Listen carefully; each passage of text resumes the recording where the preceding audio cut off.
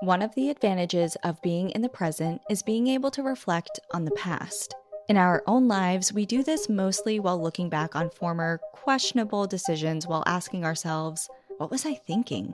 Drawing from personal experience, I can think of a few right off the top. Layering 4 tank tops to a school dance, box dyeing my hair, dating that guy at 17, or going on the Special K diet in high school. Thanks, early 2000s media. At a larger scale, we do this with eras past. And as a society, we really like to give the Victorians in particular a lot of flack. Aside from their more serious, deep-rooted issues like extreme social inequality, lack of child labor laws, and selling off wives instead of simply divorcing them, they also had some very bizarre practices. Women would use arsenic lotion on their faces to keep their skin pale, strap raw meat to their face to help with acne, or how about the old, let's add strychnine on purpose to our beer to cut back on the cost of hops. But there is nothing more intriguing than the Victorians' obsession with death. From death photography, set mourning periods, mandatory mourning attire, hiring professional mourners for funerals, jewelry made out of the deceased's hair, unwrapping mummies brought back from Egyptian holidays at gatherings like some sort of morbid Tupperware party, and consuming corpses for medicinal purposes. There's a lot to unpack here, but they weren't just fanatic about death itself, but what comes after bodily death. And while that's not a Victorian thing, humans have been quite obsessed with death and A, whether or not an afterlife exists, and B, if it does, what does it look like and how does one get there, for thousands of years. But the Victorians, well, they took it a step further. Rather than keeping the conversation amongst themselves, the mere living, they went straight to the source. While gathered around a small, oval table, they would sit, place their hands gently on its surface, blow out the candles, close their eyes, and take a deep breath before someone would speak out into the darkness and ask, "Is there anyone here with us?" Welcome to National Park After Dark.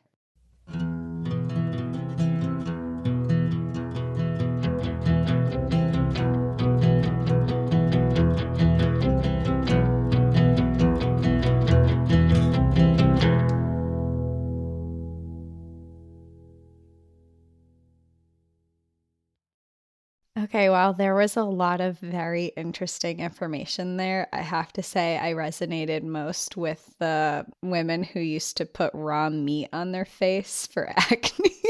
Because I just think back and I'm like, well, that's probably better than what I would put on my face. Because do you remember those like straight up alcohol pads that you would buy in a jar and you would just wipe them all over your face? It is a better step than straight up arsenic, but it's not. Is it better much than raw meat?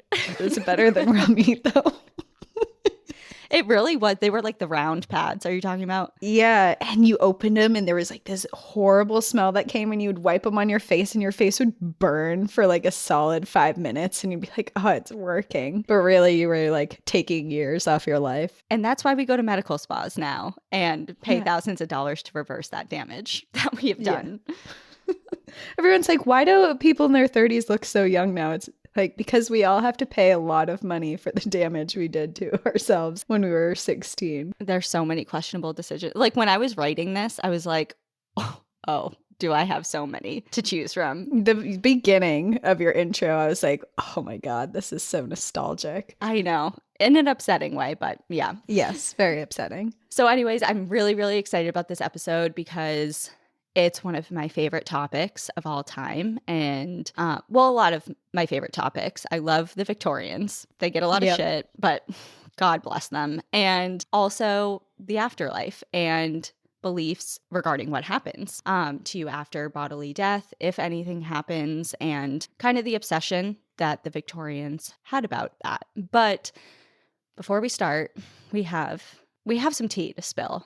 We have so much tea to spill, and you have all been asking us for a long time and reaching out to us and asking questions, and we honestly haven't been able to until right now. So before we get started on the story, settle in because we have a lot of tea to spill on our merch situation. And we have been, can I tell you, Cassie has held me back. She's like, Danielle, we legally and contractually cannot say anything yet. So she's been the angel. But now that we are free, she is ready to go. The devil is on our shoulders and we're ready. That's right. So we don't want to get like too into the details because honestly, a lot of the nitty gritty stuff doesn't matter to you guys. It's like logistical mumbo jumbo. Yeah. But essentially, like Cassie said, we have heard everyone's messages or comments, emails, things of that nature regarding like questions about everything from, are you going to restock X, Y, and Z? Can we get this or that design?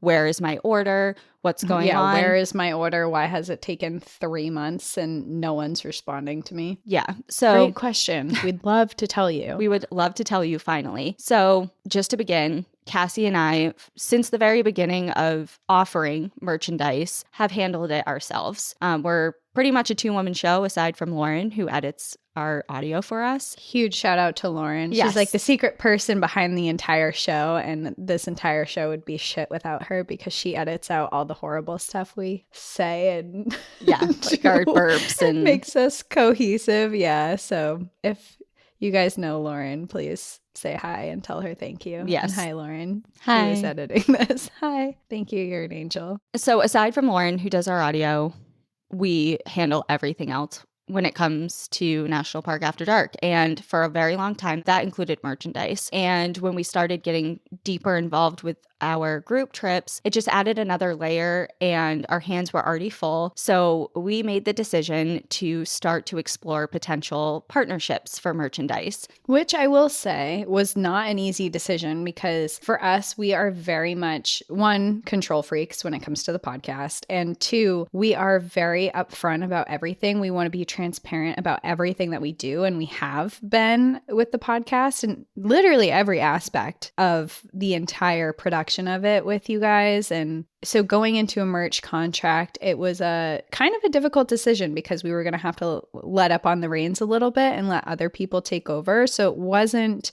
chosen lightly. And we took a long time researching people before we chose a company to work with. Yeah, we took several meetings with several different companies and we made the best decision that we thought we could at the time. Everything was great for the first launch. We were in great communication. Everything was going smoothly, literally leading up to our second launch. And then all of a sudden, we started getting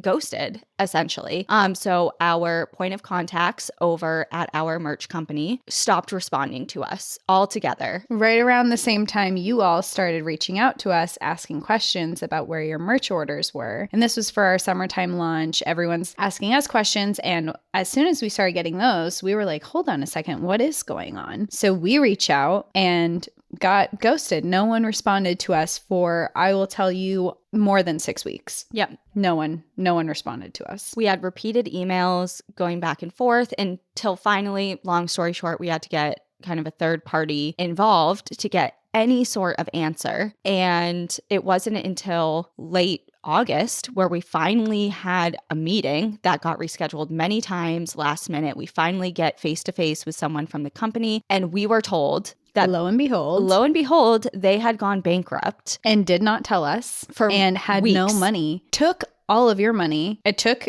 the orders and had no way to produce them because they didn't have money to fulfill it or the okay to actually continue production. And they did not tell us that. They were ignoring us. So we had nothing to tell you guys. And then when they finally did tell us, they told us that orders were going to be out very shortly and promised us that within the next week, all the orders would be shipping out and that things were handled and ready. And lo and behold, again, that was not true. And it took several more weeks for them to start getting orders out, which they did start to get some orders out. But I know that there was also some difficulties with those orders because they were saying some people over-ordered or people were reaching out because they hadn't gotten their orders and they weren't being responded to. Some people asked for refunds. They weren't getting refunds. And we were finding all this out at the same time as you guys. So we couldn't answer. We had no response for you guys and we wanted to answer you correctly. And whenever we reached out to our merch providers, they said, tell them to reach out to us. So when we did respond, it was, hey, they have the best information for you. They can help you out with your order, because we didn't have access to that information ourselves. And clearly it was kind of just, they were giving everyone the runaround, including us.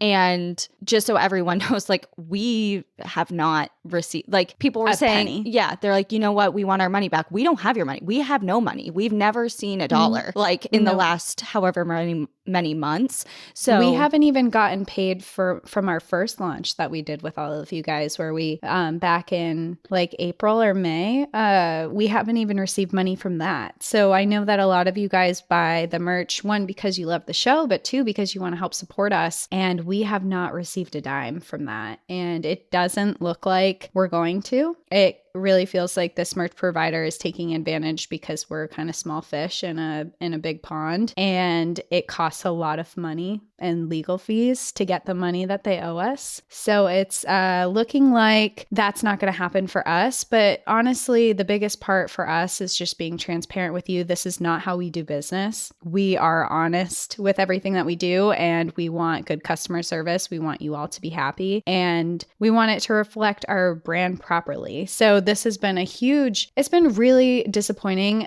for us, and it's affected our brand, which we don't appreciate. And also it's affected all of you guys. And if you're listening right now and you're waiting on a merch order that hasn't arrived for a long time and you're getting no communication or anything, one, I say reach out to them and request a refund. And if they don't give it to you because they don't have the money, go to your bank and file a fraudulent charge, because that's what it is at this point. And we don't want you to be losing money on something that you paid for and you're never going to get. And also, it's not supporting us at all. We have not made a penny off of this, and it doesn't look like we're going to. Yeah. I mean, I think we got paid out once at the months and months ago for the first original couple of orders, but besides that, we have not made any money. Yeah. And that's not fair to anyone. It's not fair to you guys. It's not fair to us.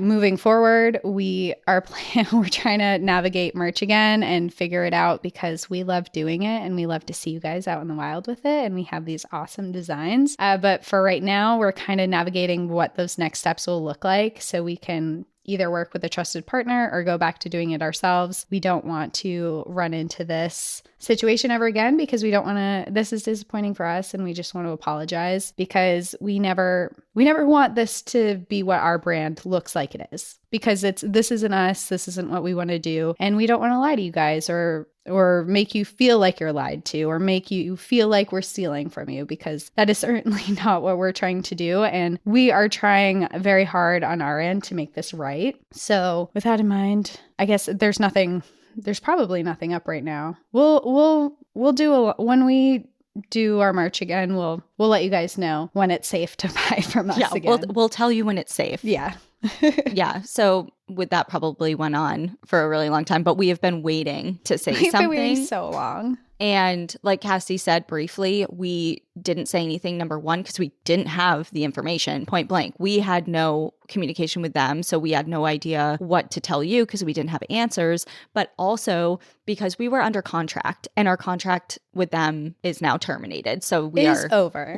It's over. We are never, ever getting back together. So we are free to let you know. Ever.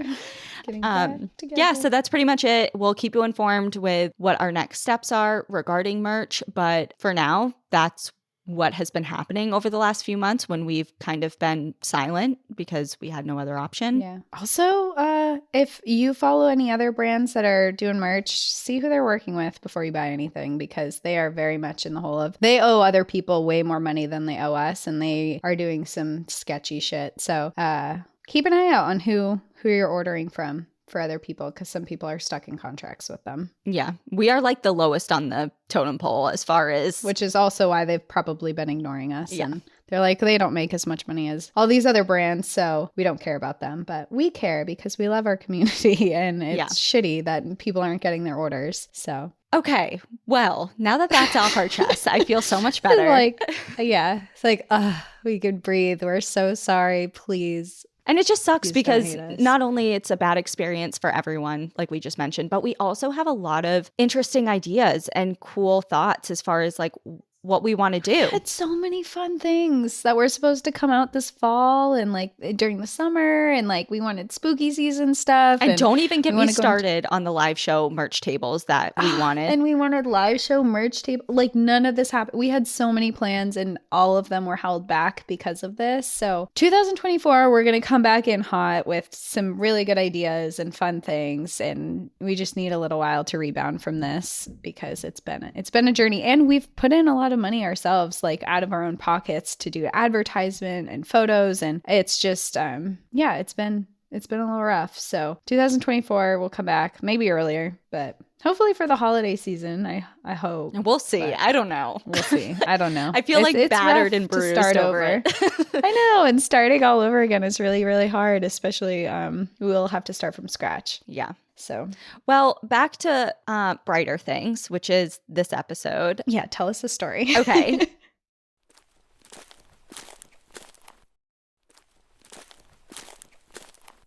Just to kind of like center ourselves back again, refresher, we're talking about Victorians and death pretty much. But most of our story today is actually taking place in one of America's most famous structures, and that is the White House. So let's get familiar with it because it's kind of going to be our centralized setting. Have you been to the White House before? Like inside?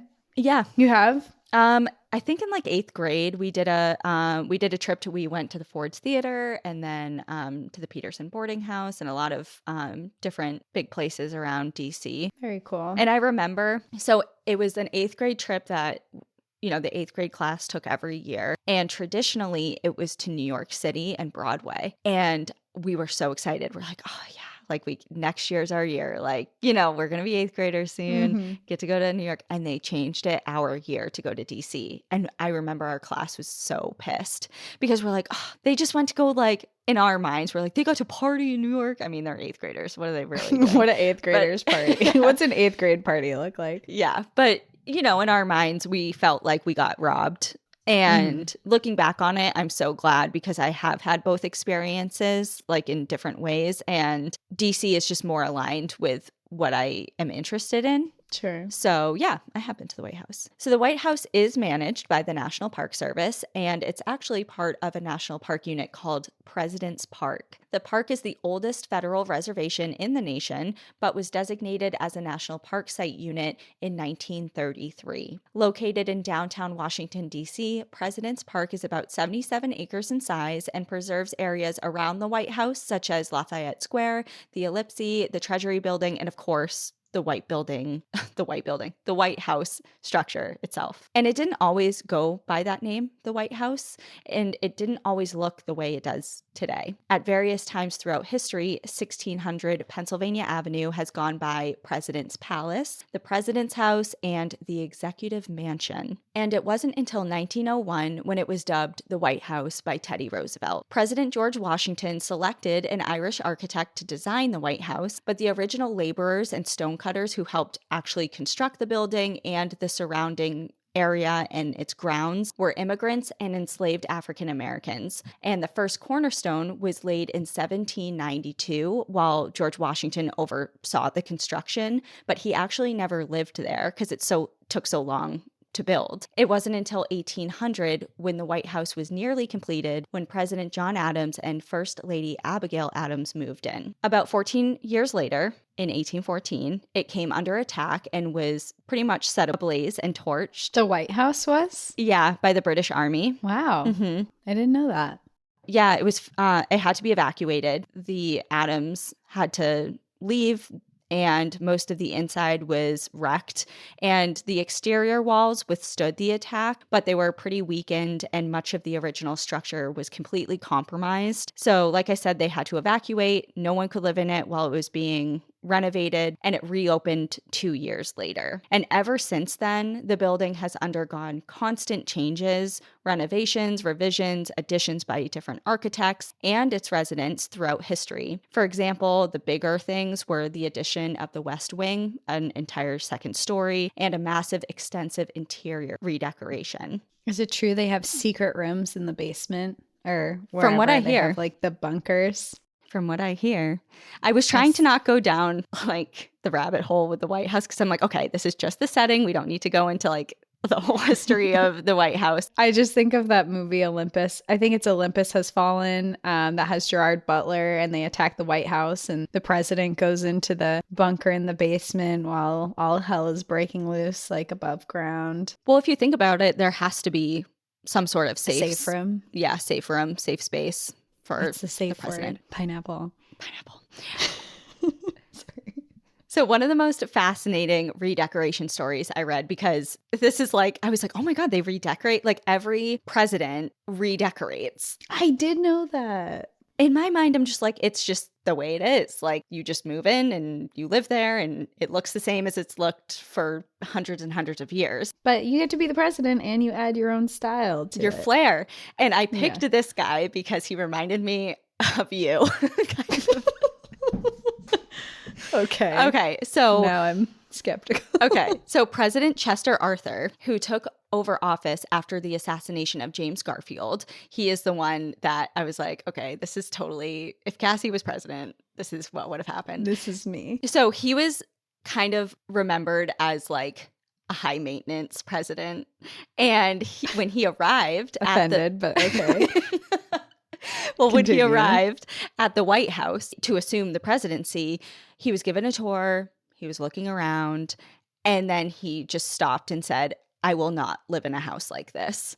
So he went on to hire the country's star interior designer at the time, which was Louis Tiffany, as in like Tiffany and Company. Oh, wow. And he had the entire White House redesigned by Mr. Tiffany into this like elaborate over-the-top spectacle.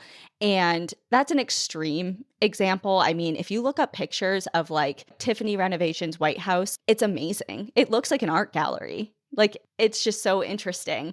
And so that's an extreme example. Cassie's like, okay, pause. I'm going to. Let me see. There's like all this obviously the stained glass that he's really renowned for, but everything was over the top, really beautiful and elegant. He just had style. And it reminded you of me? Yeah, well, you're renovating your house now, and I just feel like you're like, I can't live like this. I can't live like this. I have to fix this. That's true. Oh, wow, it is really pretty.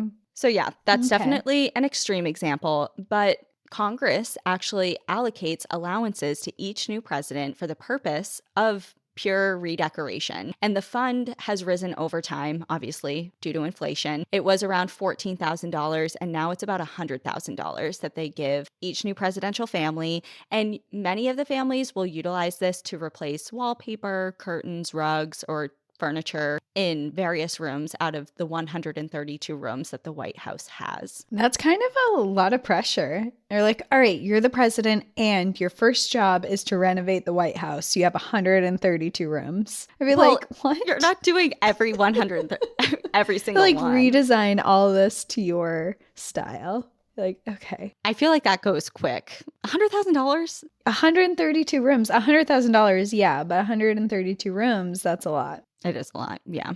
And while every one of the 132 rooms have their own stories to share, there is one in particular that we are going to visit today, and that is the Red Room. And for any 50 Shades of Grey people, it's not like that. I was like, hold on a second. Like, that's my kind of room, but we are not. It's, I mean, the maybe. presidents have their own Red Room. Maybe. Who knows? We don't officially. But they get to design to their fetish. Officially, we do not know if the Red Room was ever used for that type of purpose. So sorry to disappoint. But we do know that it served as a place for communication with the dead.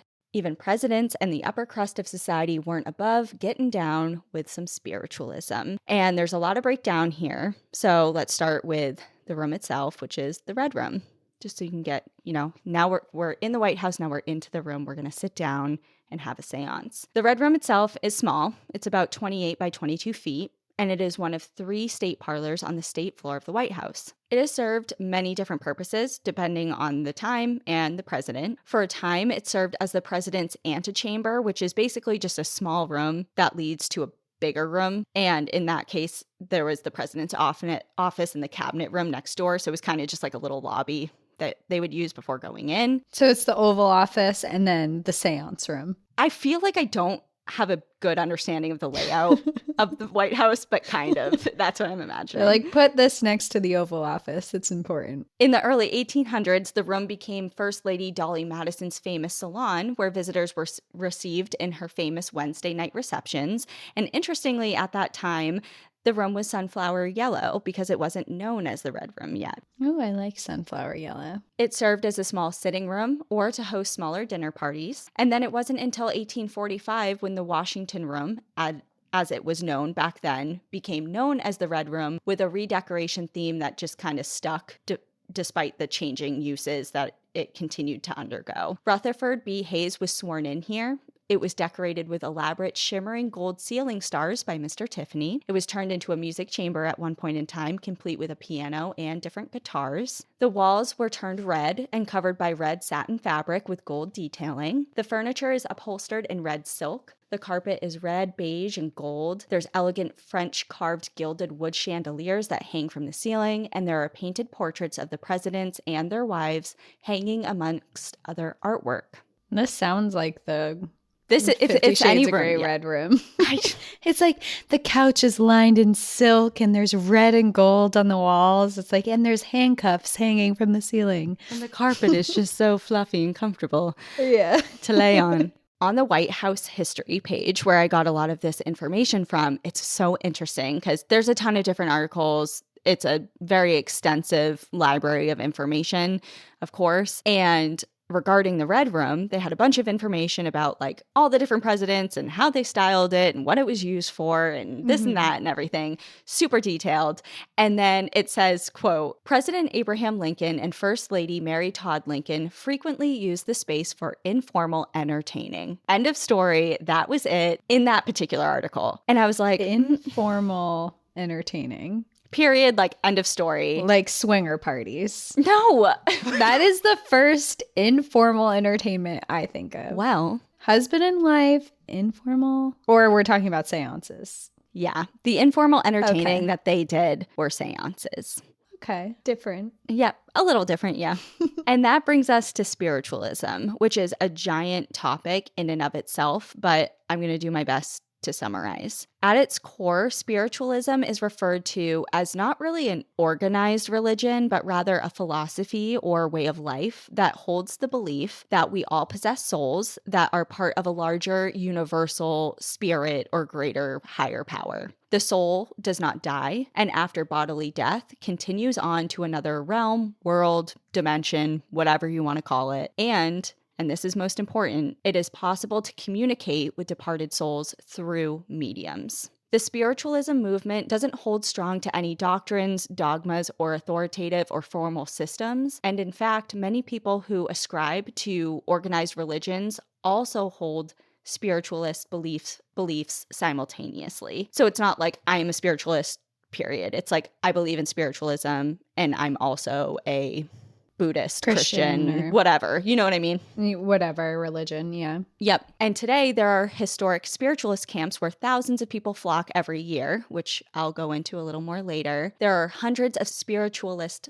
churches throughout the world, with about 100 or so here in the United States, and plenty of people who have confidence in this belief system. But let me tell you, this does not hold a candle to the Victorian era. The dawn of spiritualism can be traced back to the works of a man named Emanuel Swedenborg. Born in 1688, Swedenborg was a Swedish philosopher and a scientist. Growing up, his life was pretty firmly planted in the sciences. He studied mathematics, geography, astronomy, anatomy and physiology, and mechanics at university and beyond. In his 50s, though, he became increasingly interested in spiritual matters and underwent a sort of spiritual awakening. He was determined to find a scientific theory that would explain how matter related to spirit, and began experiencing intense visions and dreams and just became obsessed with this notion. He dedicated the rest of his life to the pursuit of understanding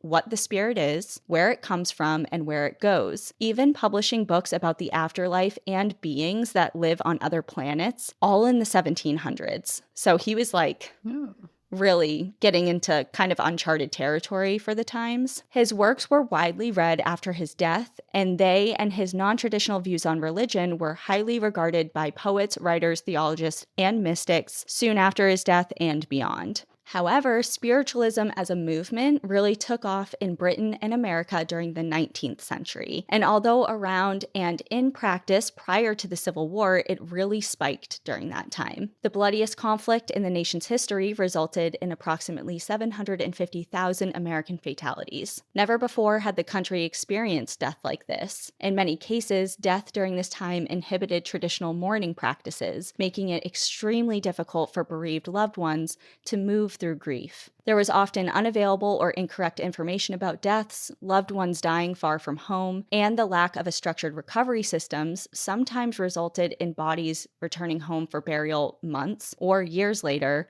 or sometimes never at all. And we did an episode on this with Two Girls, One Ghost for people who went over to their feed to listen to that, because we did part 2 was on our feed. But we covered a couple stories on their feed, and I covered this topic, basically how the Civil War drastically reshaped how Americans dealt with death and dying. And it was one of my favorite topics to research. Like, to this day, it's always been a big interest of mine, and being able to research it formally was really interesting. So it was an interesting topic that you covered too, because you just went so much into how crazy it really was, what people were doing for families who had lost someone. I mean, a lot of times you were talking in that episode, people didn't even know. And yeah, it was just definitely one to go listen to if that's something you're interested in. Like, because this is kind of, in my mind, a part 2 to that story, because that was kind of about how the Civil War really was a turning point for how Americans dealt with death and dying.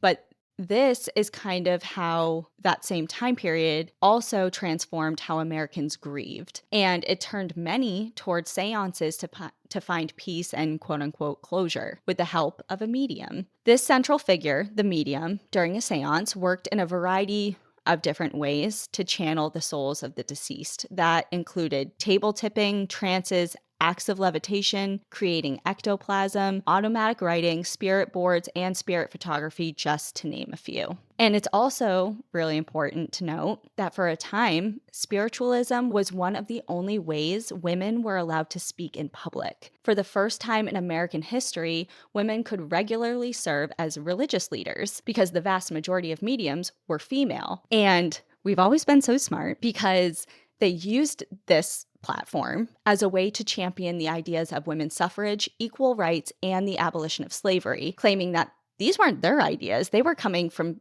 spirit. They're just the translators.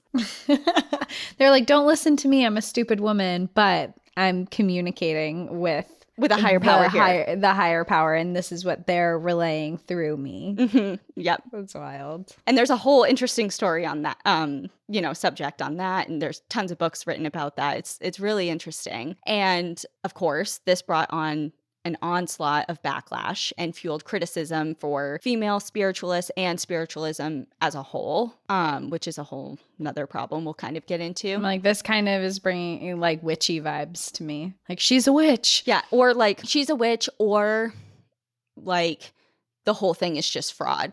Like, it's fake. Yeah. So it's complex, and we'll kind of get into it a little bit, but I just thought it was an interesting way in which we kind of snuck our beliefs. And it's like, well, this is the only way you're going to listen to me, so here we go. Yeah. And there was one example of a woman. Her name was Victoria Woodhull, and she was a vocal spiritualist and the first woman to ever run for president. She was dubbed Mrs. Satan for her beliefs in spiritualism, suffrage, and the ideas of free love, all of which were seen as a threat to traditional morals. Mrs. Satan. I believe in everyone loving whoever they want and common decency, and they're like, Mrs. Satan. Remember, I don't know if you remember this, I do, from US history, but they would show a lot of, like, at the time the media was, because photography wasn't a big accessible thing at the time, they would do like the political cartoons in the papers and stuff. Yeah. And there's a bunch of her being made fun of, called Mrs. Satan, like basically calling her like a witch and dragging her name through the mud. because of things like this, along with other things, obviously. But yeah, so if you're interested in her story, it's a very intriguing one.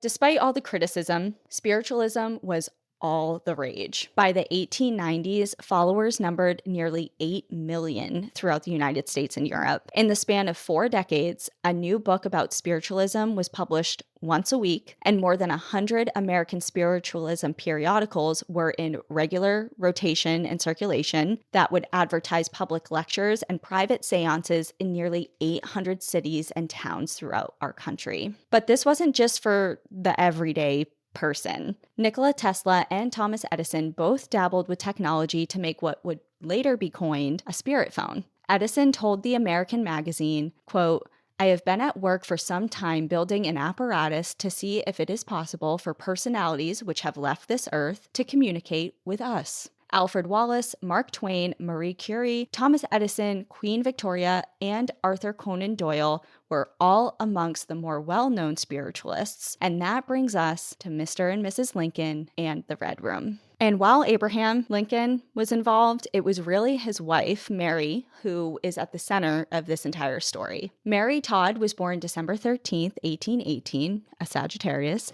in Lexington, Kentucky, the fourth of 7 children. Her mother died when Mary was only 7, and her father went on to remarry, which wound up bringing 9 more kids into the family. Her father believed that women should be well educated, and as a result, Mary received a quote-unquote unusual education for the time. She went to several different private academies where she studied grammar, geography, arithmetic, poetry, foreign languages, dance, drama, music, and literature. She later moved to Springfield, Illinois to live with one of her sisters when she was about 21. 3 years later, she had married Abraham Lincoln after they first met at a dance. And interestingly, Mary's father and stepmother did not approve of their relationship, perhaps because of Abe's comparatively low income and less rounded background compared to Mary, which is so interesting to think because we know him as like the president, one of the greatest presidents, remembered in history. So, but back then he was just kind of climbing the political ladder and he didn't come from as affluent as a background as Mary did. So they kind of were like, "Are you sure?" Peasant. Yeah, they were like, "No, I don't know." But despite that, Mary was really into him. And they had some problems when they first got engaged. After their initial engagement, Abraham actually requested that Mary release him from their engagement. But they rekindled things, got things back on track, and got married. He had to request to be released from his engagement to her. He's like, "Please, I don't know if I want to do this." And she's like, "No, I'm sorry. We're committed now." And from what I gather, it was from pressure from her family. He maybe was kind of feeling like maybe not good enough or just like a lot of pressure or... He didn't like the family and he's like, "I don't know if I want to marry into this." And she's like, "Well, too bad. She wanted I'm to. denying your request for a release."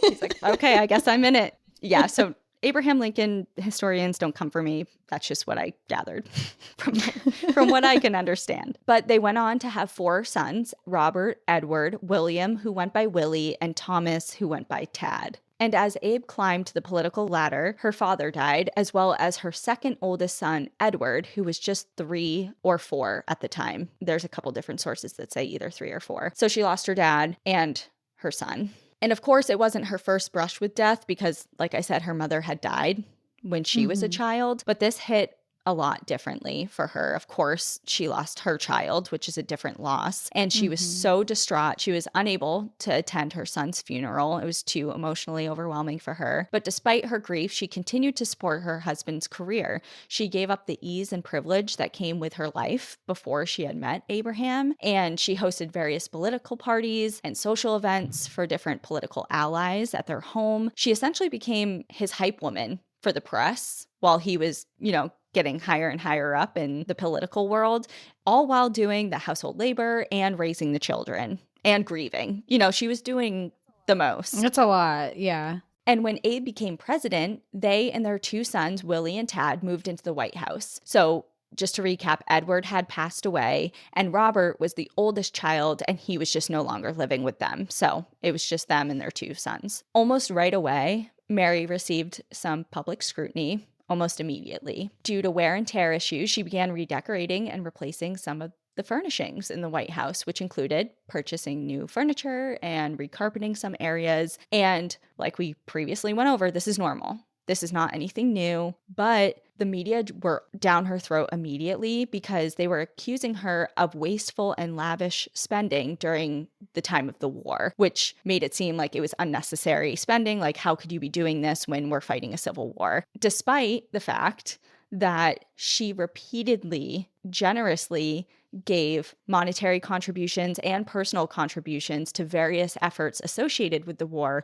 to different soldiers' hospitals and different efforts for getting soldiers back on their feet and reacclimating and all of that. So it doesn't matter how much she did. They were like, yeah, but you bought new couches. So she just wants to be comfortable while she's saving the world. Give her a break. Right. She was also bullied by the press regarding her personal appearance, as many media accounts of her described her as, quote, plump and plain.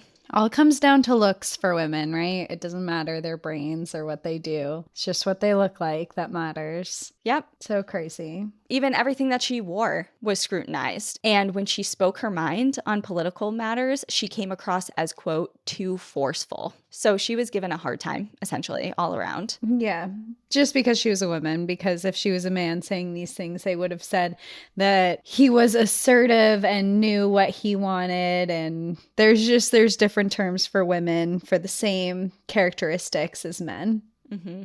Tragedy struck the Lincoln family again in early 1862 when William and Thomas contracted typhoid fever. While Thomas luckily survived, William, who was 11 at the time and considered the family favorite, passed away. The entire White House went into mourning and was draped in black fabrics to reflect that. To say that Mary was devastated would be a vast understatement. While her son's funeral took place in the East Room, she couldn't bring herself to attend. One of her friends wrote of Mary during this time, saying, quote, Mrs. Lincoln's grief was inconsolable. The pale face of her dead boy threw her into convulsions. She retreated to her bed for weeks following his death and remained inconsolable after she emerged in mourning black. Abe was also grief-stricken and, according to staff at the White House, retreated to the green room every Thursday, a routine that emerged after his son Willie had died on a Thursday. He put a broad black ribbon around his trademark stovepipe hat in his son's memory, and that ribbon was still there when he was murdered 3 years later. It was amidst this grief when Mary began leaning into spiritualism and what mediums could offer her in the ways of comfort. Soon after the passing of William, she was introduced to a group of mediums based in Georgetown, mainly Margaret Laurie and her daughter Belle Miller. She felt so much comfort in attending each session that the group went on to assist her by holding her own seances in the Red Room of the White House in hopes of contacting her dead son. Mary became convinced that William came through during some of the seances, and those experiences provided her with momentary reprieve from her grief. One night, she even rushed into her half-sister's room, exclaiming, "He lives, Emily. He comes to me every night and stands at the foot of my bed with the same sweet, adorable smile he always had. You cannot dream of the comfort that this gives me." And of course, she was referencing William, and even went on to say that sometimes when he did appear, he would bring along his brother Edward, her other deceased son. Mary hosted as many as 8 seances that we know of within the walls of the Red Room, with Abe being in attendance to at least a few of them. And while we can look back on that as perhaps being maybe a supportive husband, just being there for his wife, like, I'm here for you. If this is what's making you feel better, I will comfort you. And maybe he wanted to be there just out of curiosity as a grieving parent himself. Because he lost kids too. Yes, right. But he may have had some sort of belief in what he was witnessing that lasted longer than just comfort and grief. In December of 1862, Mary hired a medium named Nettie Colburn Maynard, whom she had gotten to know in Georgetown, to speak to Abe. And Abe asked, through Nettie, for guidance pertaining to the Emancipation Proclamation, which he had plans to issue in the upcoming months, but was the source of a big division amongst his cabinet. Thankfully, over an hour of channeling, Nettie spoke of the importance of issuing and enforcing it, as it would be the crowning achievement of his administration and of his life. And she advised him that he should ignore the cabinet advisors who were in opposition of it. So really, she ended, she created. Well, it's like... women never get the credit they deserve. It's so interesting because she went on to write a memoir called Was Abraham Lincoln a Spiritualist? And in it, she says of that particular session, after she regained consciousness from coming out of her trance, her hour-long trance of speaking with spirit, she says, quote, "He turned to me and laying his hand upon my head, uttered these words in a manner that I shall never forget. He said, 'My child, you possess a very singular gift, but that it is of God. I have no doubt. I thank you for coming here tonight.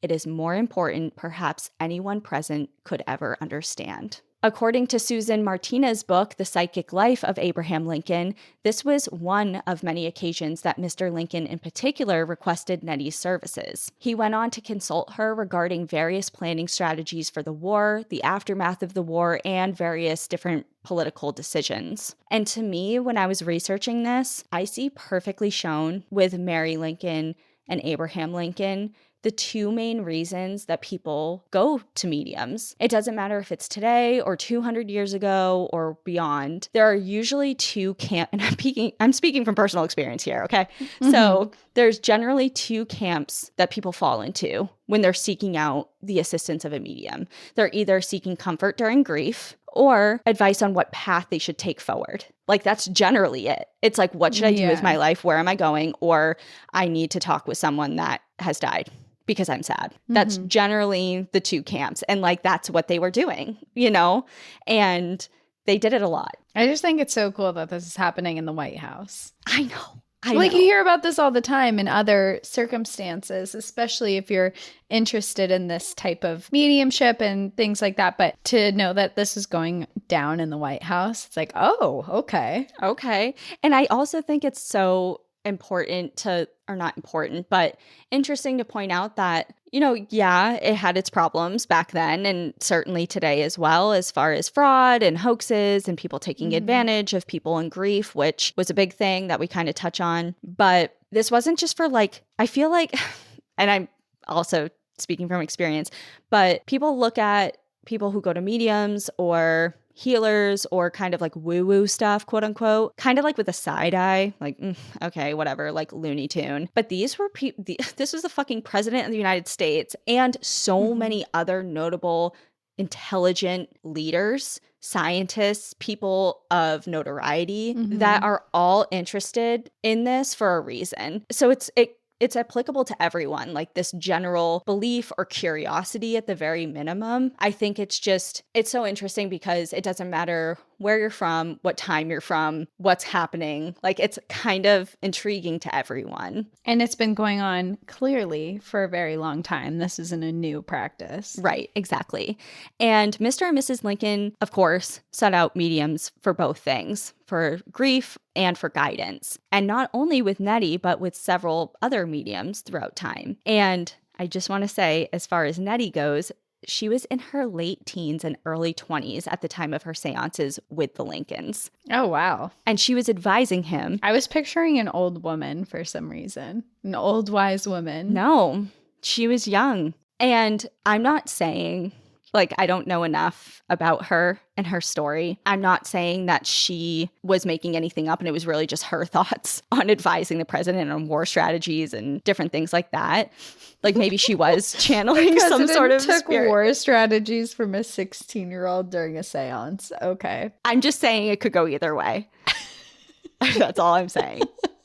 Just saying, really look at history. And it's so crazy because allegedly, the validity of Abe's true intentions behind the seances, these different sessions, is still in question today by different historians. And some people think it was genuine, and others think that it was a publicity stunt to make him appear as an everyday man, because that's how popular seances were at the time. They were like, presidents, they're just like us. Look at them doing seances, like kind of gaining public support. I feel like if that were to happen today, not that I have effect. anything against seances, but I feel like if that would happen today, total opposite. People would be like, okay, this person needs mental help, or get them out of the office. They're making decisions based on in the red room. Who knows what's going on spirit or whatever. From spirits. Yeah. Isn't that just so interesting? Like the way, how the tables have turned, the tides have turned, public opinion has turned, and it's just wild. It's just wild.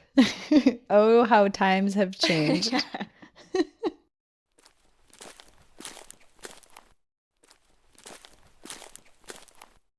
And we know that Abe would be gunned down in Ford's Theater in April of 1865, but what you may not know is that it is largely believed that he was having premonitions of his own death. While he was quoted as saying, "I do not believe it is my fate to die in this way," regarding assassination in particular, in the weeks and months leading up to the spring of 1865, he was still having some intense dreams and pretty strong feelings about death. Ward Hill Lamont, a former law partner and a friend of Abe's, told a now famous story of the president's premonition. According to his account, which he published about 2 decades after Abe's assassination, a few days before the incident, Abe shared a dream with a small group of people that included him, Ward, and Mary. In the dream, Abe walked into the East Room of the White House to find a covered corpse guarded by soldiers surrounded by a crowd of mourners. When Lincoln turned to one of the soldiers and asked him who had died,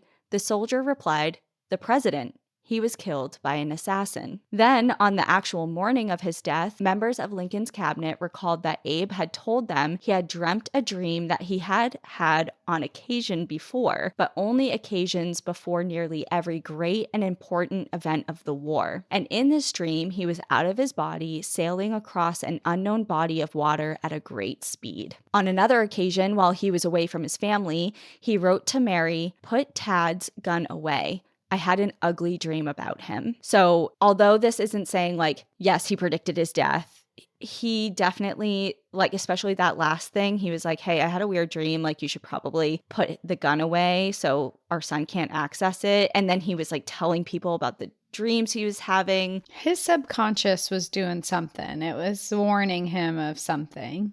And it also shows that he at least considered what dreams meant in real life. Like if there was any indication of meaning, like, you know what I mean? Sure. He's not just like, oh, this is a dream. He's like, oh, this scared me a little bit. Yeah, like it's interesting I have a enough bad feeling. It's interesting enough to share with other people. Mm-hmm. That's how severely it was affecting him type of thing, or significantly it was affecting him. So he definitely had put some weight into maybe the meaning of dreams. So maybe it's not like he predicted his own death, but something was up with his dreams. And then lastly, on the actual night that he made his trip to the Ford's Theater, Lincoln told his bodyguard, William Crook, about having the dream for 3 days straight, about like his soul leaving his body and sailing across this unknown body of water, just like kind of out of body experience dreams. And then when he was leaving the White House, he said goodbye to him instead of his characteristic good night. And that always stuck with William Crook because, of course, a few hours later, he was brutally assassinated, sitting mere inches from his wife, Mary, who witnessed everything. She was so distraught, she was removed from the room in the Peterson family boarding house that he was brought to in his final moments, and she was unable to be present at any of his funeral processions in the aftermath of his death. That's so sad. Understandably, she plunged deeper into a profound struggle with grief and depression, and, in my opinion, pretty unfairly fueled rumors of her unstable mental health. And she was painted in the press at first as America's most famous widow, but then ultimately to a woman merely seeking attention. What? Yeah. She's seeking attention because she's in severe grief. That is what the media was brutal. I mean, I guess they always have been. They have been for sure. Just in different ways. But yeah, they were brutal against her. And following her husband's death, through her grief, she received and attempted to personally answer messages of condolences from around the world, because Abraham obviously was a very beloved president at the time. And of course, even though a lot of people gave her a lot of flack, they still sympathized with her, for losing a husband. And obviously people felt and in that way. And, people felt personally, it's like a collective grief moment. People loved him. Mm-hmm. And there was one response that she gave to Queen Victoria that I thought was so heartwarming, essentially.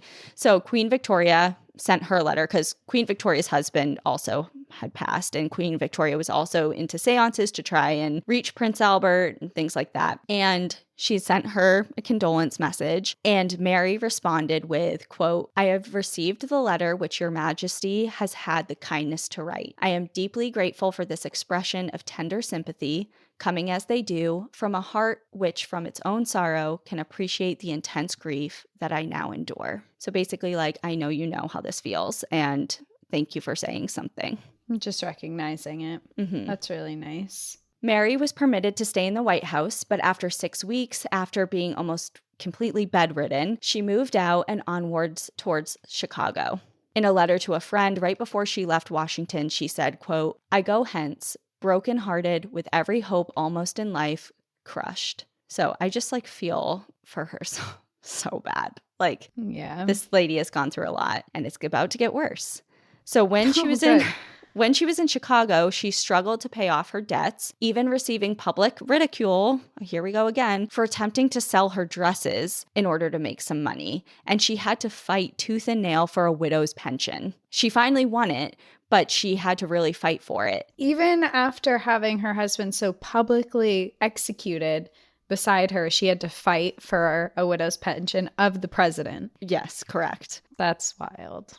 Piling onto the misery, in July of 1871, another one of her sons, Thomas, passed away at the age of 18, likely from tuberculosis. So to recap, Mary has now lost her mother, father, husband, 3 of her half-brothers, which I didn't talk about, but they died in the war, and now 3 of her sons. She says, "One by one, I have consigned to their resting place my idolized ones, and now in this world there is nothing left for me but the deepest anguish and desolation." It's kind of no wonder that Mary now leaned much deeper and farther into spiritualism for comfort, seeking out, at the time, the famous, and later revealed as a fraud, spirit photographer named William H. Mulmer. And there's a very famous photo that he took that you can Google right now. I'll post it as well. And it's supposed to be a spirit photo. So Mary's sitting there for a portrait. Looks like she's just sitting there. And then there's allegedly Abraham is leaning over her shoulder a little bit. And looking at it today, clearly you're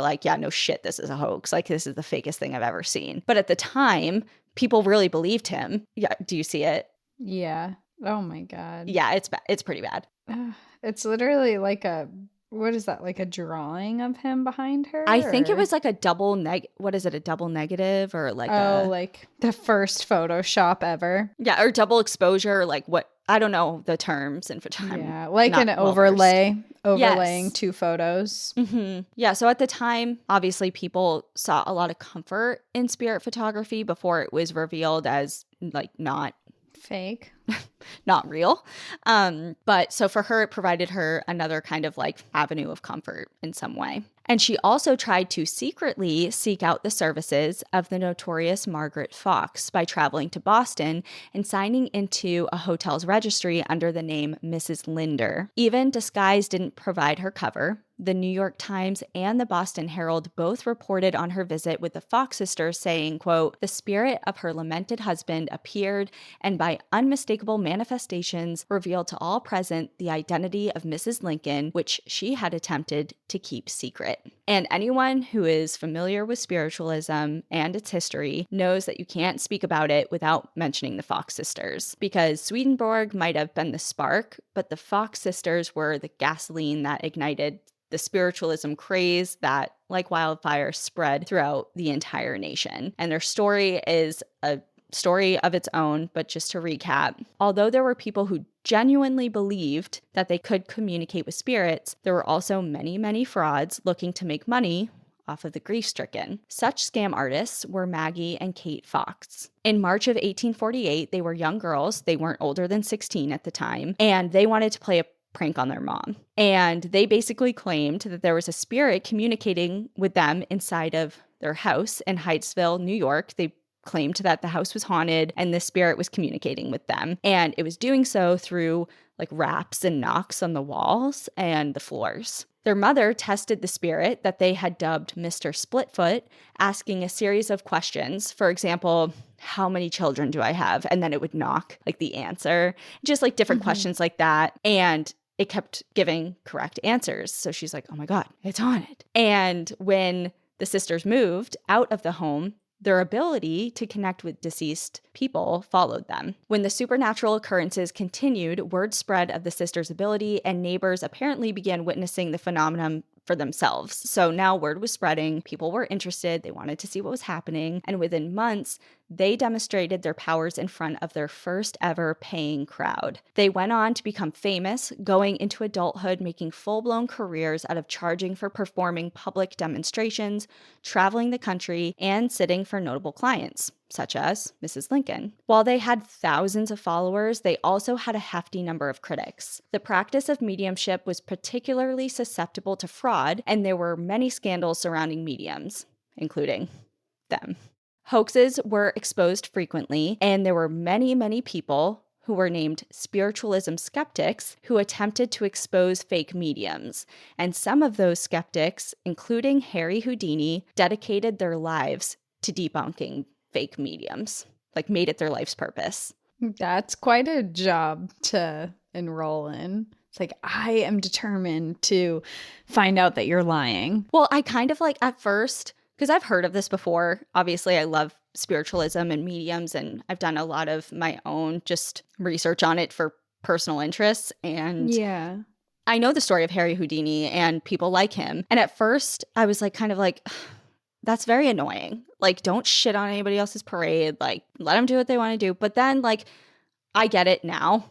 Like, now that I'm older and I have a more thorough understanding, because it is awful. It's like the lowest of the low to dupe people who are already in emotionally vulnerable situations, and you're taking advantage of them and lying to them and making money off of them. And yeah, you're exploiting their grief. Exactly. Much. Exactly. So I totally understand now. I do think it's an interesting job to get into still, though. Like, you are invested in figuring out if this person is a fraud or not. And I just feel like the ways that you go about that would be so creative and interesting. You know what I mean? Like, how do you go about deciding if this person is a fraud or not? You probably have to do some undercover work there. You have to figure out some stuff. I mean, it's an interesting career path. Well, you have to go to tons of different seances yourself, witness it, and put people through the ringer of like different types of tests and things like that. Yeah, it's all wild. But through that, a lot of people got exposed, I bet. And while the Fox sisters didn't get exposed through Harry Houdini or anybody else, it was actually Maggie who ultimately did it on her own. In 1888, a full 4 decades after their career started, a full 40 years later, she confessed to the media that her and her sister's communication with the dead had all been fake all along, going on to explain and then going on to demonstrate for a crowd how the rapping noises were manipulations of their own bodies, including cracking their joints. Like, they had like weird ways they could like crack their toes and their joints and their like muscles and their legs and their knees and their body parts to... They were just using that to... Yeah. So mediums would, like I kind of said earlier, they did a lot of different things to channel spirit. And in the Fox sisters' case, they basically would just have people ask, or they would ask questions that could be responded to with like 1 knock for yes, 2 for no type of thing. You know what I mean? And that's how they got this whole, which is like, would never fly nowadays, obviously. No.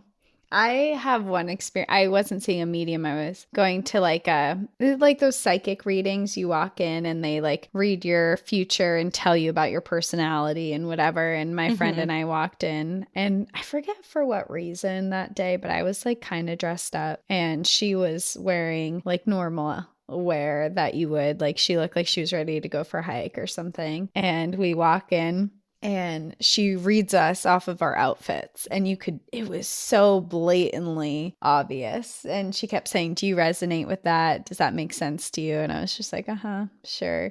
Because I walked in and I remember I was wearing I looked very put together, which I normally don't. And I think I was going to a nice dinner or something, but she was like, you're a type A personality. You like to get stuff done. You're not spontaneous. You want to control things, and you don't like to go to things unplanned. Very type A, organized. And I was just like, and then she looks at my friend and she's like, you're a free spirit. You like to travel. You do all this stuff. And she was wearing I don't know, a traveling shirt, and it had some other state on it or something. I'm like, this girl is reading us based on our outfits right now. There's no way she's doing anything else than that. Yeah. And that's it's just the sad reality that mixed in with maybe some genuine people who have special gifts is that. And that's kind of what Lost people $60 that day. I told her it was great. Spot on. I was going to say, it seems like you went along with it. And she, to this day, thinks she was right. Yeah. I didn't know how to say how wrong she was, because I felt like it would have been awkward. So I was I will say one of my first medium sessions I ever had was right after my dad died. It was probably too soon to go, because it was my first close death. It was not the time. It was just not the vibe. But I went. And in person, and I just remember her saying maybe 3 or 4 wrong things kind of right off the bat, and it just put me in such an emotional I was angry, because it wasn't you're reading my because you felt like she was fake. Yeah. And I'm like, you're saying that you're channeling my deceased father and you're just making shit up. And I got up and left. I was crying. I'm like, I can't do this anymore. I paid her, obviously. I had prepaid, but yeah. I was just like, I can't do this. None of this is accurate. And you said that. Yeah. I'm like, none of this is accurate. You're clearly not communicating. If you're communicating with anyone, it's certainly not my father. And I just cannot be a part of this anymore. It's really upsetting me. And I left. What'd she say? I honestly don't remember. I would be making it up if I said something I really don't remember. I was just so distraught. Yeah. Yeah. That's awful. That's an awful experience. Yeah. And I didn't get the vibe that she was just a complete fraud, just pulling shit out of her ass. I think she thought she was saying something real. I don't know. Whatever. It was also in 2014. It was it was almost 10 years ago that I did that. So anyway, actually, whoa, no. My dad died in 2009, so it was 2010 because it was a year after he died. Okay, so 13 years ago. Yeah.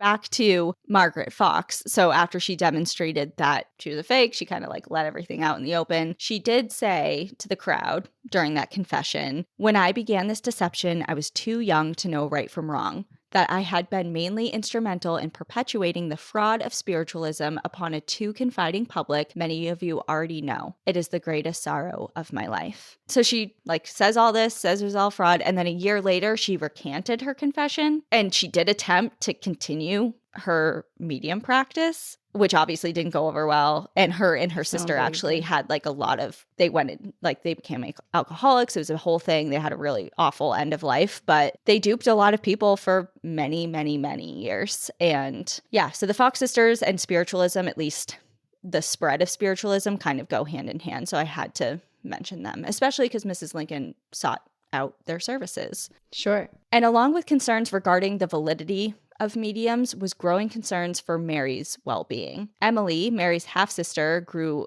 especially alarmed after Mary confided in her that she was seeing her dead son's apparition at the foot of her bed. Emily wrote in her journal of Mary's behavior, quote, "It is unnatural and abnormal. It frightens me." In 1875, her only surviving son, Robert, instigated a jury trial to determine his mother's sanity. Mary did not realize that there was a public trial coming her way and was forcibly taken to the courthouse in May of 1875. Isaac Arnold, a family friend who reluctantly became her defense attorney, did not contest the case at all, allowed 17 different witnesses to testify to her unstable mental condition, and never called any witnesses of his own. So basically, she had no defense, formal defense in any sort of way. It was just this complete surprise onslaught of people calling her, quote unquote, insane. And That's horrible. During the trial, Robert, the only surviving son, who brought this whole thing, testified, quote, "I have no doubt my mother is insane. She has long been a source of great anxiety to me." And that seems a bit harsh because it is, but historians are also quick to point out that mental health issues were probably happening in the background. This wasn't just a result of depression and grief. There was maybe some other mental health concerns going on that was contributing to this. Well, this was a time where women on their periods were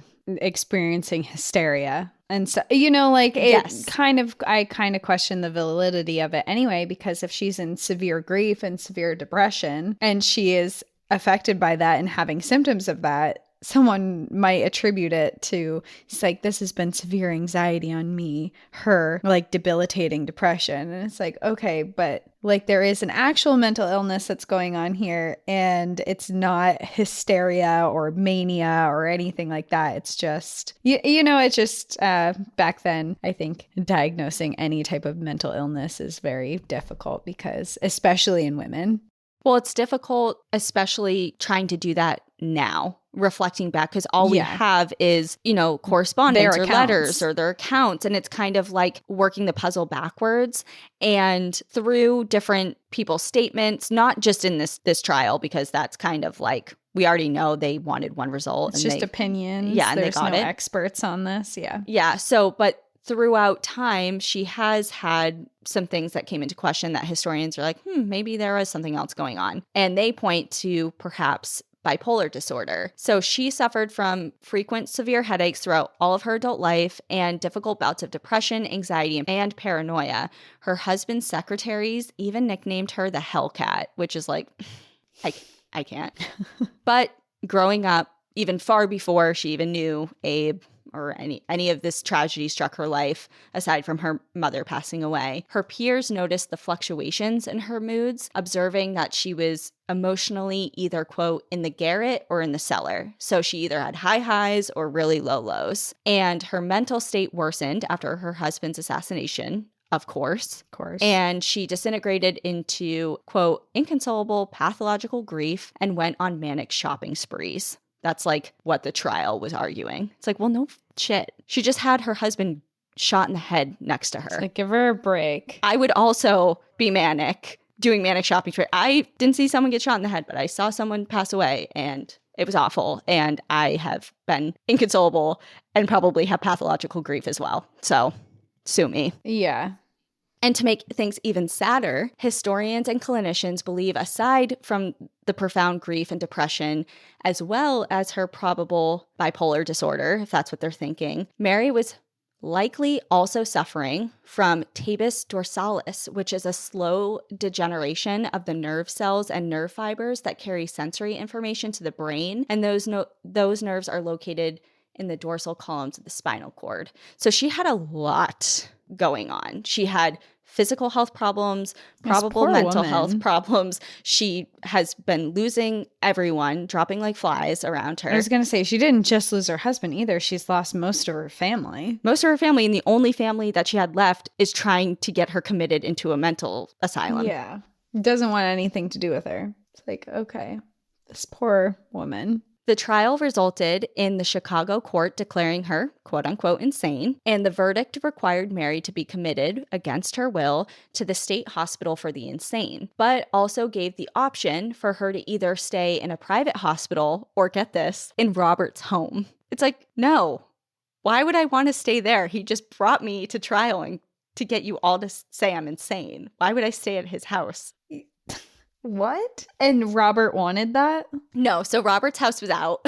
Okay, I'm like, hold on a second. Yeah, I think they were just like giving options. Then it sounds like he's legally trying to force her to stay there. Yeah, so he, number one, I'm going to say right now, probably did not want to do that. But also he didn't want to because, number one, he was trying to get her sent away somewhere else. But number two, she had stayed with him for a period of time. And he said that her stay caused some marital problems to arise between him and his wife. Oh, so he was motivated to get her out. Yeah. And the day that the verdict was announced, Mary was so enraged and so upset that she attempted to end her own life. She went to the hospital's pharmacist and ordered enough laudanum to end her own life. But the pharmacist was suspicious of the order and her behavior, and he ended up giving her a placebo instead. So she took it all and then nothing happened. Mm-hmm. She wound up at the Bellevue Place, a private upscale sanitarium in Batavia, Illinois, which is now apartment buildings, which is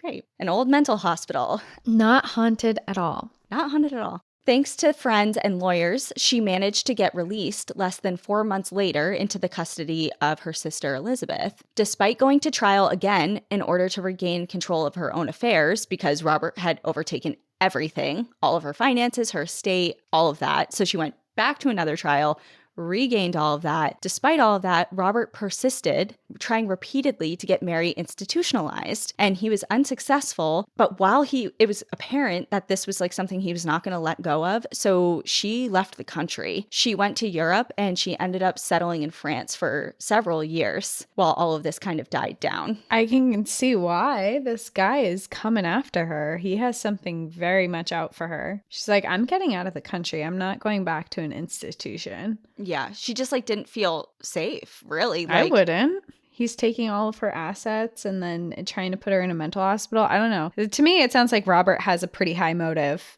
for what he's doing. But it's interesting because she was in a lot of debt, and actually part of what he was arguing in the trial was that she was squandering all of her money on mediums. Like, she went to so many seances and so many mediums that she was like, all of the money that she was getting from... How did that affect him though?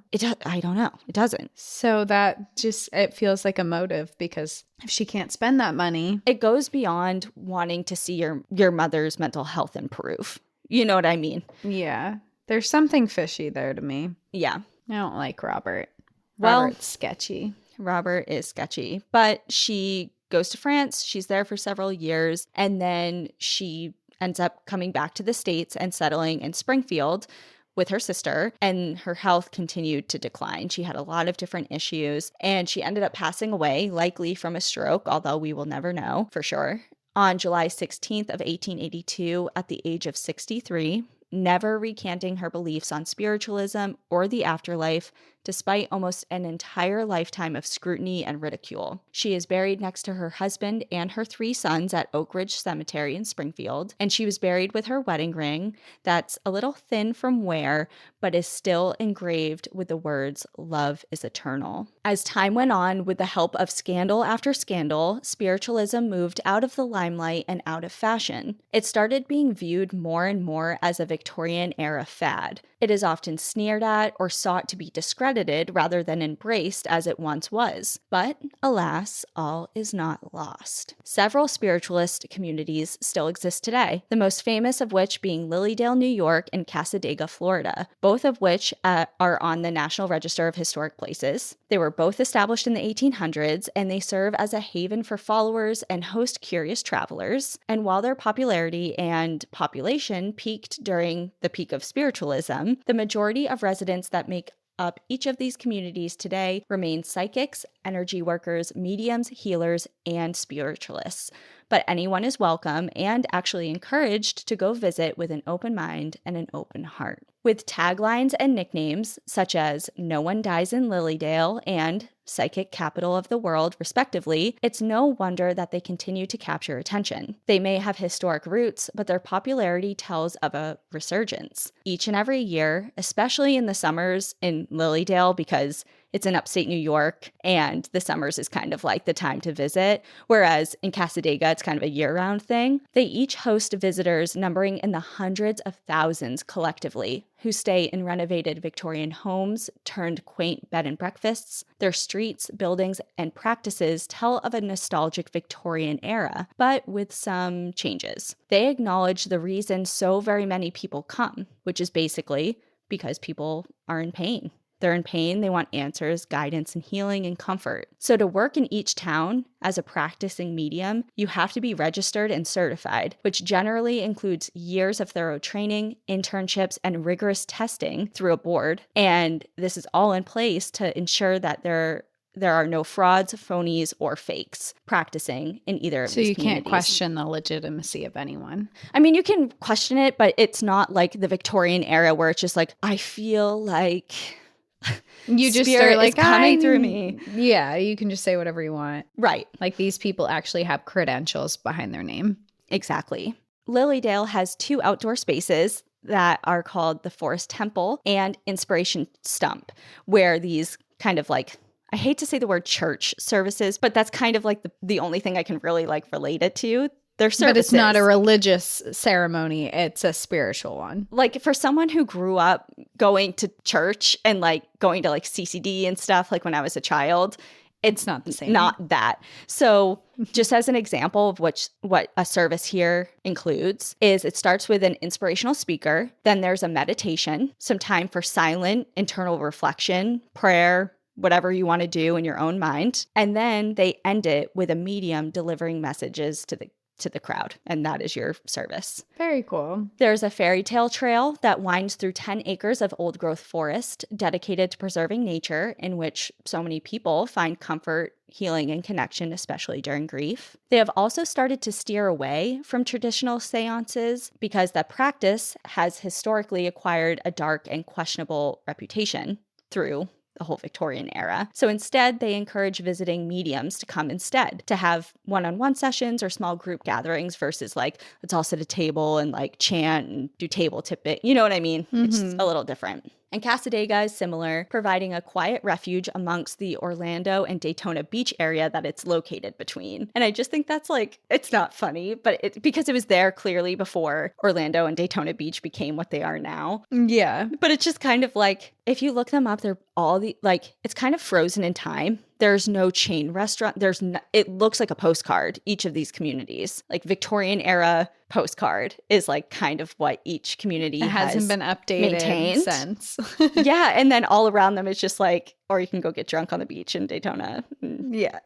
Go to a strip club or whatever. You know what I mean? It's just kind of weird. Yeah. So their community offers more activities kind of centered around people interested in the occult in general and not just spiritualism, which is kind of more the Lilydale route. So they offer everything from mediums, psychics, reading of tarot cards, crystal balls, tea leaves, palm readers, like kind of like the whole gamut. You don't have to visit New York or Florida to see that hints of spiritualism persist. In fact, I think in a way, spirituality in many forms is actually thriving, even when belief in traditional religion is trending downwards. Reading tarot, trying to capture electronic voice phenomenon, Ouija boards, aura photography, pendulums, meditations to connect to a higher consciousness, spirit drawings or photos, individual or group readings, use of astrological charts and crystals, ghost hunting programs, Reiki healing. I could literally go on and on. While some of these are categorized under New Age, almost all of these modalities have roots that stretch back hundreds, if not thousands of years in human history. They're just a swipe away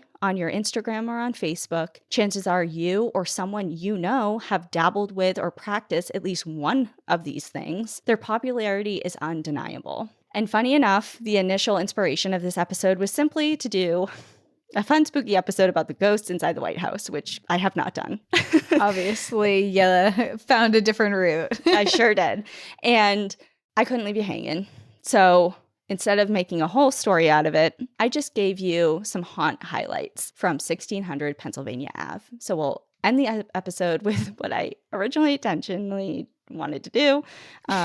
But tell us some spooky stories for spooky season. They're just little bullet points, so sorry if you wanted more, but I'm sure you can find another podcast. No, I think this is really interesting, and we've never talked about this type of stuff on the podcast before. And I think it's relevant to Halloween too. It is relevant. Like, what is spookier than trying to communicate with dead people? You know, yeah, and it's very much surrounded around Day of the Dead, Dia de los Muertos. You know, Halloween is very much All Hallows Eve, the day that the dead can come back to the living world, and it's very It's cohesive. It's relevant, and It is. I think the reason I kind of steered away from it for a while, even though like I'm personally interested in it, is because number one, I didn't know if I could tie it to a national park. Everything happens in a national park, I swear. So that was the first kind of roadblock. But the second thing, which I was more reluctant about, is we try and steer away from discussing anything religious, political, like this is supposed to be kind of like, obviously we have our opinions and we make them known, but like we don't make them topics of discussion solely. And I just didn't want to make an episode where people would be turned off because they think it's like religious. And yeah, it's definitely not religious, though. I mean, we didn't really discuss religion or say beliefs in specific religions or things that aren't real in certain, it just kind of spirituality kind of coincides with religion. Yeah. And then like I was thinking about it and I'm like, you know what? I don't care. I want to talk about it. So if it's not your cup of tea, it's not your cup of tea. But for a lot of people, it is. So yeah. Okay. So the ghosts. Yeah. Tell us the ghosts. First up, in the late 1800s, a policeman was making his rounds, walking around the grounds, when he saw a light coming from the greenhouse area. Upon going to investigate, he saw a, quote, tall, beautiful lady dressed in the fashion of the early 19th century. He started to speak to her until she vanished with a musical laugh. A month later, the same description of a light appeared in the same place, and a guard, a different person, went to go check in on it. While he was alone, he felt a rush of cold air and a slight touch on his shoulder, and when he turned, he saw the same woman that was described by the policeman, and then he passed out. After he reported his story, he was discharged. They're like, get out of here. They're like, you're crazy. You're crazy. And it's thought that based on the descriptions that both individuals gave, it's thought to be the ghost of First Lady Dolly Madison. The next is Willie Lincoln, the young son of Abraham and Mary, has been seen by members of the Grant administration throughout the house, running around. In 1883, the description of an old man haunting the second floor made its way into the newspaper. Apparently, it had been seen by President Grant with an apparition described as an aged and bent man with long, phosphorescent white beard and hair, ghastly and bright, glaring eyes, and scrawny fingers. His walk is noiseless but stately, and his presence is always indicated by peculiar electric sensations which pervade the surrounding area. So that made it into the newspaper in the 1880s, that people were sensing the spirit of an old man. Then there's the apparition of a British soldier who is presumed to have died during the raid of the White House, and he's seen roaming the halls holding a torch. Spooky. That one's like the creepiest one to me. I don't like think that one. Then there's the Thing, quote unquote, like that's what it's called, the Thing. Like from the Addams Family? That's the Hand. The Hand. I think there's a horror movie called The Thing. That's not a hand. That's not a hand. Okay. But anyways, so The Thing.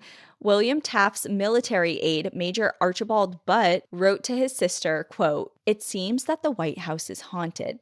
The ghost, it seems, is a young boy, I think about 14 or 15 years old. They say that the first knowledge one has of the presence of the Thing is a slight pressure on your shoulder, as if someone was leaning over your shoulder to see what you might be doing. At this time, Taft threatened anyone in the White House staff that repeated stories about the Thing would be fired." So they were kind of like gag ordered to like not say anything about. That means it's real. The president's like, shut your mouth. Shut up.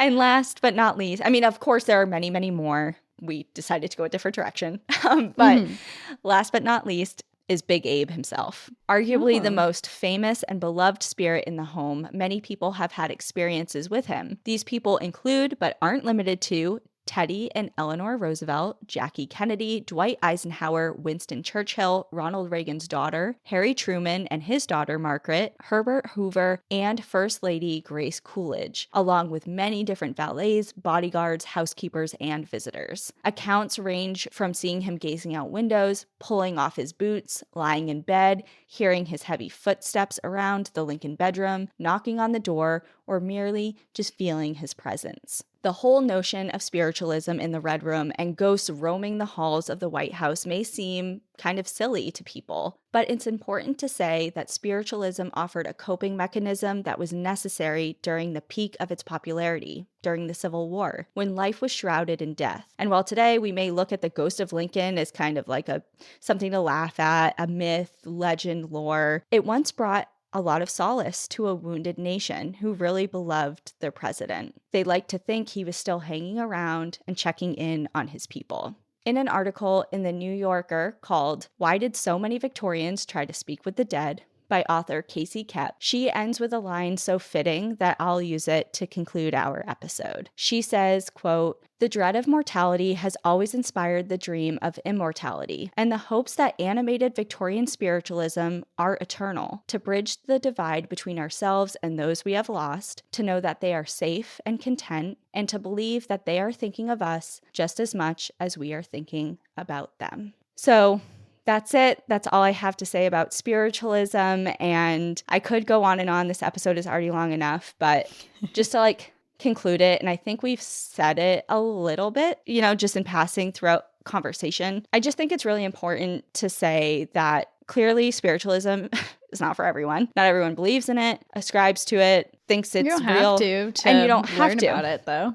You don't have to think it's true to learn about it. You don't have to, but not only that, it's with the popularity of spiritualistic practices kind of on the upswing, especially in the age of social media where you can comment very easily on things. I think that for someone who's finding peace or healing or comfort in whatever form that takes, whether it's spiritualism or literally anything else that they choose to partake in, everyone has their own belief system and everyone grieves differently and moves throughout life differently. And while I'm sure that there are people or participants who are kind of there, wherever there is, an actual physical place or on someone's page or whatever it is, out of curiosity or just for entertainment purposes, even if you don't believe in it, you're there to just be what's this about? The vast majority of people who are there because they're at really low points in their life. If we're talking about going to a medium in particular, they're there because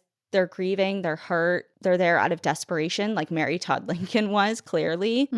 And it's something to really keep in mind the next time you're witnessing someone partaking in an activity or speaking about something that brings them comfort, even if you don't believe in it or understand it or utilize it in your own life. Basically, just don't rain on somebody else's parade when it's pouring in their own world. They don't need that. And it's just just be kind to others, especially in something such a fragile topic.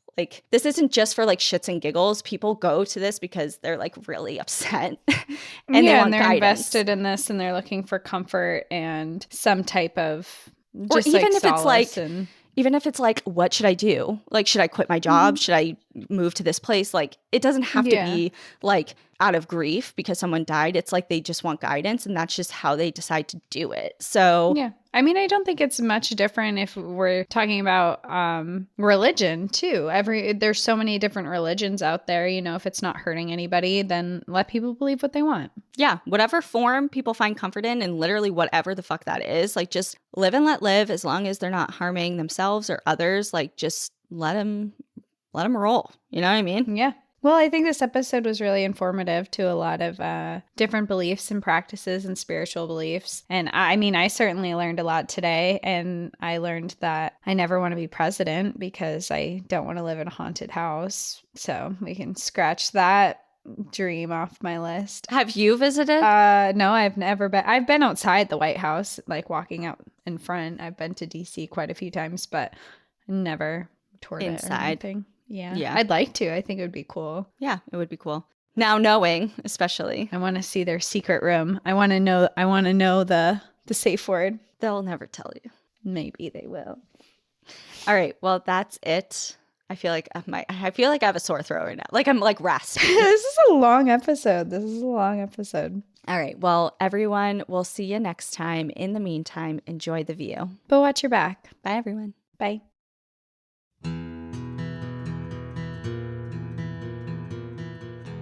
Thank you so much for joining us again this week. If you have a trail tale or story suggestion, send us an email at stories@npadpodcast.com. Follow us on Instagram and Facebook at National Park After Dark and on Twitter at NPAD Podcast. Join our Outsiders Only community on Patreon or Apple subscriptions to listen ad-free, unlock monthly bonus episodes, and exclusive content. And remember, when you support our sponsors, you are supporting our show. For our exclusive discount codes and source information from today's episode, check out the show notes. For more information on our show, our book recommendations, merch updates, and more, visit our website at npadpodcast.com. And please rate, review, and subscribe from wherever you listen to podcasts.